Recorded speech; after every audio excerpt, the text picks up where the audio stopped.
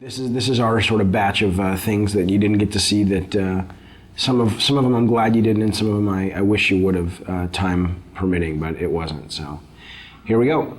Okay, now this is actually this. Now this wasn't a deleted level. This was the prototype that the team put together.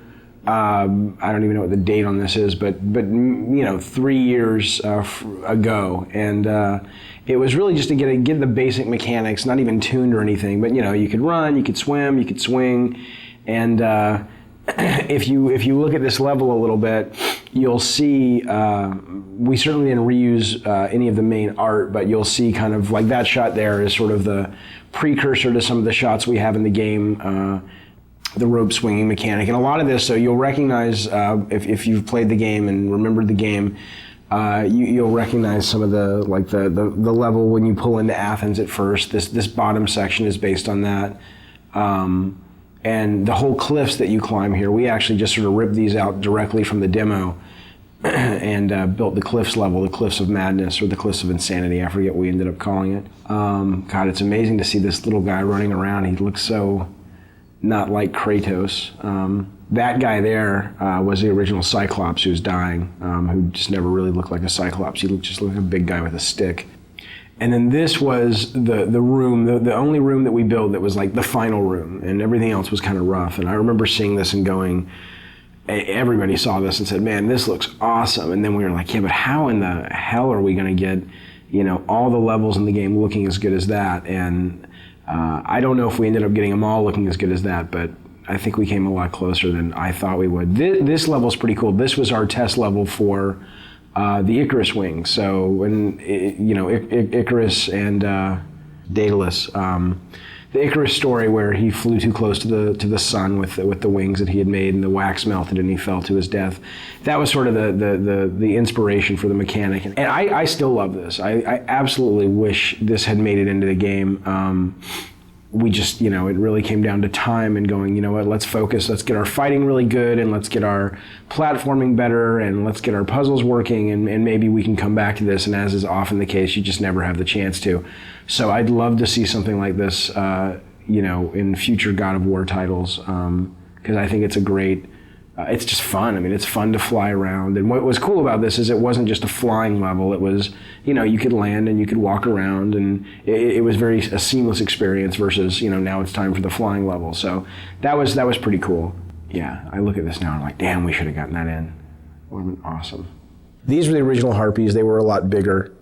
They still read better. They look awesome, but we just realized we needed more of like a bat-like, small, like little annoyance enemy.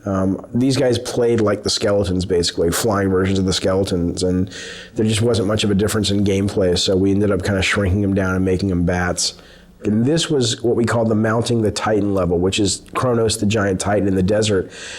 And sadly, right now, the only way you get on the Titan is through a movie. And originally, this was how it was going to be. You see this big thing, it's like a big watermelon in the background. That's actually Kratos.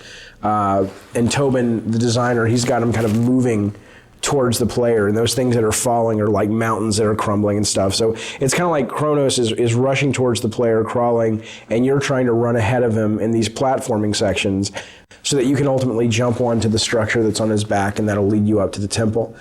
And I still love that idea. I really, really wish we could have done it. And it was just, we showed this to the tech guys, and we showed it to the artists, and they were just like, dude, that's going to take forever. This was the original boss. There was a boss that originally, look at that, that's awesome, that originally guarded Pandora's box. And again, we just didn't have time. And I know it's lame that that's the one thing I regret about the Pandora design, is that there are no bosses that guard the box. You have the Minotaur boss down below, and then we've got this conveyor belt section, and that's kind of it. And we just ran out of time. But this was originally pretty cool. It was, you had this moving platform up above, you had this giant kind of harpy vulture in the center that was guarding the box. And she had these eggs scattered all around the level. And in order to sort of entice her to fly around, you'd have to go find her eggs and break the eggs, and you'd kind of take the little baby birds inside and you'd kind of carry them around and use them as bait. And again, not only was it kind of a cool mechanic because you were slower as you carried these things around, but also I think it really helped with the character of Kratos. I mean, here he is, cracking open eggs and ripping out little infant birds and using them for his own his own desires and really pissing off this mama bird, I thought was pretty cool. So here's just another quick idea. These are almost like little sketches for levels, where you have a big open environment and then you've got the walls come down and it becomes a maze, and you either do something and the walls come back up, or it's on a timer. I mean, we did tons of these things, where I'd have an idea or a designer would have an idea and it was like, try something like this. So this level is actually a level that we went so far as that we showed the press, we got it in magazines, and this was really a hard cut for us to make, and especially for me to make. I love the mechanic of it, and I love the platforming and the concept. And the concept was that you're riding this elevator, and if you get knocked off, obviously you'll die. And if you get off the elevator, the idea was it was going to originally be being chased by this massive sandstorm. And the elevator was really the only thing. It was sort of a magical elevator that protected you from the sand. And if you got off the elevator would bypass you and the sandstorm would engulf you and kill you. And the two things we didn't have time to do is we didn't have time to tune it, and we didn't have time to build the sandstorm. But what I loved was this whole idea of, getting off the elevator and having to catch back up with it. So, you'd have these little forks in the road, and either you'd be forced, like coming up, you'd be forced to get off the elevator, or you could choose different paths. And if you took one path, it was more combat heavy, one path was more platform heavy.